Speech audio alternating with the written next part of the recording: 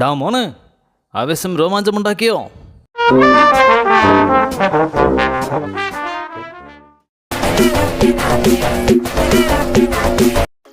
ആവേശം, ഈ cinema opening title മുതൽ ക്ലോസിംഗ് ടൈറ്റിൽ വരെ ഈ സിനിമയുടെ ടൈറ്റിൽ ആവേശം എന്നുള്ളത് ശരിയാണ് എന്ന് പ്രൂവ് ചെയ്യുന്ന ഒരു സിനിമയാണ്. അത്രയും എനർജറ്റിക് ആയിട്ടുള്ള ഒരു ഫിലിമാണ് ഇത്. തീർച്ചയായിട്ടും നമ്മൾ ഒരു തിയേറ്ററിൽ തന്നെ പോയി എക്സ്പീരിയൻസ് ചെയ്യേണ്ട സിനിമയാണ്. അതും ഒരു സാധാ തിയേറ്ററിൽ പോയി എക്സ്പീരിയൻസ് ചെയ്താൽ പോരാ, ഒരു ഡോൾബി അറ്റ്മോസ് തിയേറ്ററിൽ തന്നെ പോയി എക്സ്പീരിയൻസ് ചെയ്യേണ്ട ഒന്നാണ്. ഇത് ഞാൻ അണ്ടർലൈൻ ചെയ്ത് പറയാൻ കാരണം എന്താണെന്ന് വെച്ചിട്ടുണ്ടെങ്കിൽ, ആദ്യം ടിക്കറ്റ് കിട്ടാനുള്ള ഒരു ബുദ്ധിമുട്ടുകൊണ്ട് ഞാൻ ആദ്യം പോയി ഒരു ഡോൾബി അറ്റ്മോസ് അല്ലാത്തൊരു തിയേറ്ററിലാണ് കണ്ട് ഒരു ഇൻ്റർവെൽ ആയി കഴിഞ്ഞപ്പോഴേക്കും എനിക്ക് കാര്യം മനസ്സിലായി, ഇത് ഈ സിനിമ ഈ തിയേറ്ററിൽ കാണേണ്ട ഒന്നല്ല എന്ന്. അപ്പോൾ തന്നെ ഞാൻ ഇൻ്റർവെൽ സമയത്ത് അവിടെ ഇരുന്നിട്ട് ഡോൾബി അറ്റ്മോസിലെ ഉള്ള ഒരു തിയേറ്ററിൽ ഇതിൻ്റെ നെക്സ്റ്റ് അവൈലബിൾ ആയിട്ടുള്ള ഒരു ഷോ ബുക്ക് ചെയ്യുകയും ഇപ്പോൾ ഞാൻ 2 തവണ കണ്ടതിന് ശേഷം, ഒന്ന് ഡോൾബി അറ്റ്മോസിലും ഒന്ന് ഡോൾബി അറ്റ്മോസ് അല്ലാത്തതിലും കണ്ടതിന് ശേഷമാണ് ഞാൻ ഇപ്പോൾ ഈ സിനിമയെക്കുറിച്ച് സംസാരിക്കുന്നത്. സോ ഒരു ഡോൾബി അറ്റ്മോസിൽ തന്നെ നിർബന്ധമായും ഇത് കാണാൻ ശ്രമിക്കുക. പിന്നീട് OTT വരുമ്പോൾ കാണാമെന്നുള്ള ചിന്തയിൽ ഇരിക്കേണ്ട ഒരു സിനിമയാണ് ആവേശം. സിനിമ തുടങ്ങി കഴിഞ്ഞിട്ടുണ്ടെങ്കിൽ ആദ്യമേ തന്നെ നമ്മുടെ സൈഡ് ലൈൻ ഹീറോസ് എന്ന് വിളിക്കാവുന്ന നമ്മുടെ കോളേജ് സ്റ്റുഡൻസിൻ്റെയും അതുപോലെ തന്നെ ഒരു സൈഡ് ലൈൻ വില്ലൻ എന്ന് വിളിക്കാവുന്ന ആ വില്ലൻ കുട്ടേട്ടൻ്റെയും അപാര പെർഫോമൻസോടുകൂടിയാണ് സിനിമ തുടങ്ങുന്നത്. അങ്ങനെ ഒരു കിടിലൻ പെർഫോമൻസോടുകൂടി നമ്മൾ സിനിമ കണ്ടുകൊണ്ടിരിക്കുന്ന സമയത്തേക്ക് നമ്മളുടെ ഫഹദ് ഫാസിൽ വരുവാണ്. പിന്നെ ഒന്നും പറയണ്ട, പിന്നെ സിനിമ വേറൊരു ലെവലിലേക്ക് പോവുകയാണ്. അവിടെ മുതൽ തുടങ്ങിക്കഴിഞ്ഞാൽ സിനിമ ആദ്യം തൊട്ടേ എനർജറ്റിക്കാണ്. ഞാൻ പറഞ്ഞ ഫഹദ് ഫാസിൽ വന്നു കഴിഞ്ഞതിന് ശേഷം എന്താണ് ഫാഫായെക്കുറിച്ച് പറയാനുള്ളതെന്ന് വെച്ചിട്ടുണ്ടെങ്കിൽ ഒന്നും പറയാനില്ല. ഒരു രക്ഷയുമില്ലാത്ത പെർഫോമൻസ്, ഒരു പൂണ്ട് വിളയാടുക എന്നൊക്കെ നമ്മൾ പറഞ്ഞിട്ടുണ്ടെങ്കിൽ അതാണ് ഫഹദ് ഫാസിൽ ഈ സിനിമയിൽ കാഴ്ചവെച്ചിരിക്കുന്നത്. അതായത് അങ്ങ് ഇൻട്രൊഡക്ഷൻ സീനിൽ ഇങ്ങ് വന്നു കഴിഞ്ഞിട്ടുണ്ടെങ്കിൽ അങ്ങ് ക്ലൈമാക്സ് വരെ ഇദ്ദേഹം കിടന്ന് പൂണ്ട് വിളയാടുകയാണ്.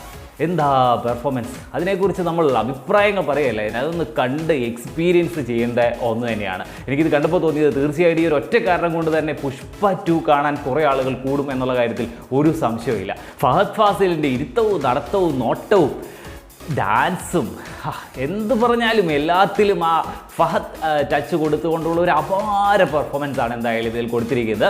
അതുപോലെ തന്നെ നമ്മുടെ അമ്പാനായിട്ട് വന്നിരിക്കുന്ന സജിൻ ഈ സിനിമയിലേക്ക് കോമിക് എലമെൻറ്റ്സ് ഒക്കെ ആഡ് ചെയ്യാൻ വേണ്ടിയിട്ടും ഒക്കെ ഒരുപാട് ഹെൽപ്ഫുൾ ആയിട്ടുള്ള ഒരു വ്യത്യസ്തമായൊരു നല്ല ക്യാരക്ടറാണ് നമ്മുടെ അമ്പാൻ എന്ന് പറയുന്ന ക്യാരക്ടർ. അപ്പോൾ ഇനി ഇത് മാത്രമല്ല, നമ്മുടെ ഈ സിനിമയെ ഏതൊരു ക്യാരക്ടറിനെ എടുത്ത് നോക്കിക്കഴിഞ്ഞിട്ടുണ്ടെങ്കിലും ആ ക്യാരക്ടർ ഓരോ ക്യാരക്ടറും അതവരുടെ പെർഫോമൻസ് എന്ന് പറയുന്നത് ടോപ്പ് ലെവലാണ്.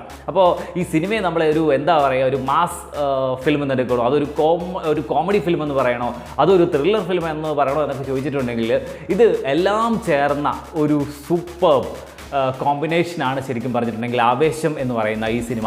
ഇനി സുഷിൻ ശ്യാം, എൻ്റെ മുത്തേ, നിന്നോട് എനിക്ക് എപ്പോഴും ചോദിക്കാൻ തോന്നുന്നൊരു കാര്യം എന്താണെന്ന് വെച്ചാൽ, നിൻ്റെ ഓരോ ഫിലിം കാണുന്ന സമയത്തും ഇത്രയും നിഷ്കളങ്കമായ ചിരിയും ഇത്രയും നിഷ്കളങ്കമായി സംസാരിക്കുകയൊക്കെ ചെയ്തുകൊണ്ട് വന്നിട്ട് നീ എങ്ങനെയാണാവേ ഇതുപോലത്തെ മാസ് സാധനം ചെയ്തു വയ്ക്കുന്നത്?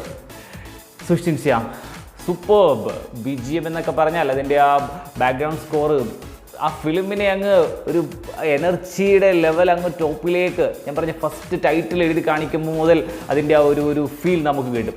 അവിടെ മുതൽ ആ ഫിലിമിൻ്റെ ക്ലൈമാക്സ് വന്ന് എത്തിച്ചേരുന്നിടം വരെ ആ സുഷിൻ ശ്യാം ടച്ച് സിനിമയുടെ ഒരു നട്ടെല്ലാണ്. തീർച്ചയായിട്ടും സുഷിൻ ശ്യാം സൂപ്പർബാണ്. ഇങ്ങനെ നോക്കിക്കഴിഞ്ഞിട്ടുണ്ടെങ്കിൽ ഈ ഫിലിമിനെ നമ്മൾ പെർഫോമൻസ് വൈസ് നോക്കിക്കഴിഞ്ഞാലോ അല്ലെങ്കിൽ ഇതിൻ്റെ ഒരു മേക്കിംഗ് ലെവൽ നോക്കിക്കഴിഞ്ഞാലോ ക്യാരക്ടേഴ്സിൻ്റെ പെർഫോമൻസ് ലെവൽ നോക്കിക്കഴിഞ്ഞാൽ ഏത് ലെവൽ എടുത്താലും നമുക്ക് ടോപ്പ് ആണ്.